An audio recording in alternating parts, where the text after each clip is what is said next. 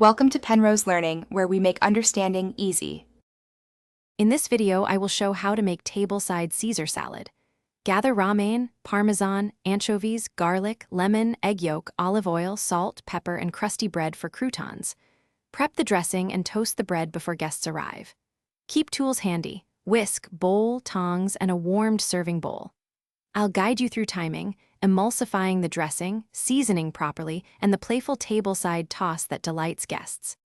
Start by crushing garlic and anchovy into a rough paste, then whisk in 1 egg yolk with a squeeze of lemon juice. Slowly drizzle 3 tablespoons of olive oil while whisking briskly to form a silky emulsion. Taste and adjust salt, pepper, and a tablespoon of grated parmesan for richness. I'll show cues for texture so your dressing is glossy, balanced, and perfectly suited to crisp romaine. Cube crusty bread into 1-inch pieces, toss with olive oil, salt, and pepper, then toast until golden and crisp for about 8 minutes. Warm the serving bowl slightly so the vinaigrette clings to leaves.